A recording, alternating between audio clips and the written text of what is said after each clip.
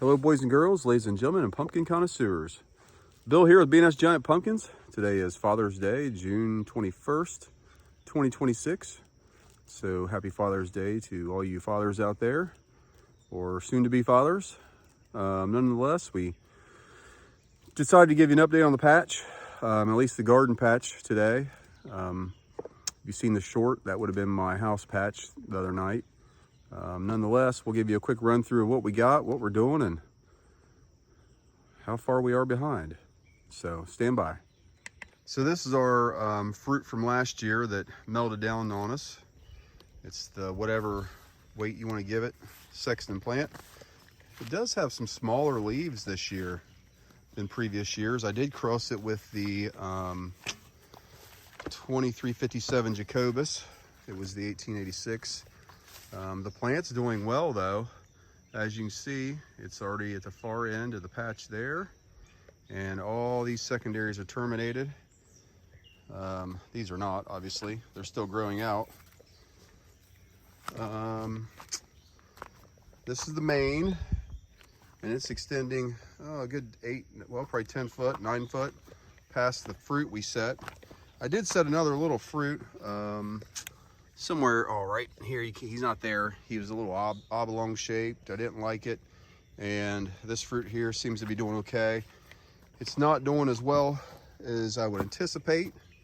I think it is, I want to say it's DAP 6 today. Yeah, I believe it is. He's a little round ball. He's got a little blossom end on him. And he's bigger than a softball, but that's about it. His stem is fairly long, but it's kind of slim. He's not really decided to take off, and I don't have anything major over him yet, just a little bit of t-shirt. All the secondaries out here are standing up. They're cobra headed a little bit, not because of the stakes, it's just they are. What do you see, buddy? Anything good out there? Nah. Nah? What do you think about these plants? Good. They're good? Yep. I'm about to agree with him. These are probably, between the two plants I have, I would say they're probably as good or better than any plant I've ever had. Normally I'm fighting to get the patch filled by the time I get to day 20 or DAP 20. And this year I've almost got the patch filled. Still some weeding to do. As you can see through here, there's some spots, but it's pretty clean throughout the plant. And I just, oh, watch these lines, buddy. I just peeled the weeds back through here, as you can see, so these plants can advance on. It's okay to have some weeds within the plant a little bit.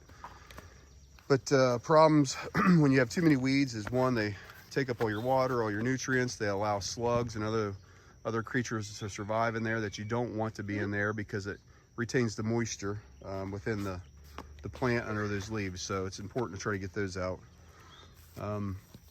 We got a little over 3.11 inches of rain the other day. 3 days ago, didn't we? Was it 3 days ago? I don't know. Okay, it was 3 days ago. So obviously we haven't watered. I'm getting ready to shoot some fertilizer over top of these things. I have not been watering or fertilizing because of the amount of rain we've been getting. But we're going to shoot a little bit of fertilizer over top of them. The last time I actually fertilized these plants, either plant, would have been over 2 weeks ago. Yes, almost 3 weeks ago. And I'd done that in the form of calcium nitrate just through my backpack sprayer. I'm caught up on my insecticide spraying right now, so we're good on that.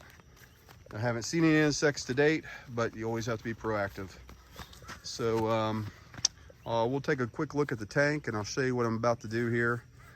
It is about 6:15, so, and you see the sun's kind of off the plant already, so I'm not worried about burning it. And I'm not putting anything heavy. I think the EC in this mixture I've got is only like a 1. So it's pretty minimal, but nonetheless, we're going to put a little fertilizer on just because we're supposed to get another 1 to 3 inches of rain tonight with severe winds, hail possible, who knows. So it might be their last feeding. Hopefully they survive and we do okay. Not expecting anything major this year, but I'd like to get 2 to the scale. So this is our I guess we'll call it the garden patch. Like I said, plants are doing great. Fruit has yet to start taking off, but it's only, like I said, I think it's DAP 6. When did I pollinate that? Yes, DAP 6 today. Tomorrow will be DAP 7. So hopefully we have good growth, and hopefully we don't get too much rain. Stand by one, guys. So as we've done in the past, we have 2 tanks. We're only using 1 tank right now. There's no need for the other one.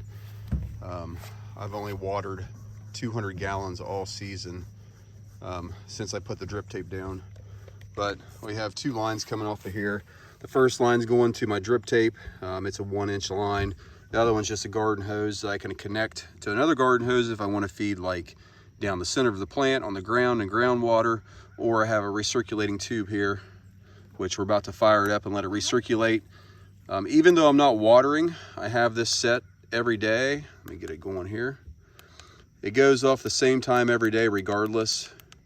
And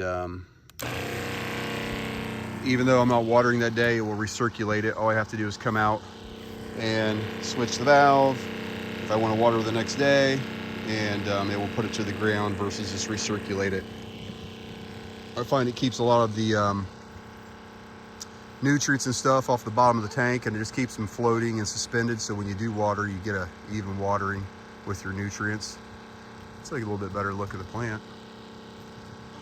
So let me recirculate this, and then we'll do a little spraying. I guess I will say that the one thing I did do different this year, other than not spending as much time as I normally do, is I opted to use soybean meal versus blood meal. Mainly because, one, soybean meal is a quarter of the cost, if not less, and 2, it keeps a longer nitrogen availability in the soil than blood meal will. It also helps build your biologicals a little bit better because it lasts a little longer in the soil. So other than that, I put all my normal nutrients, and I just replaced the blood meal with soybean meal this year.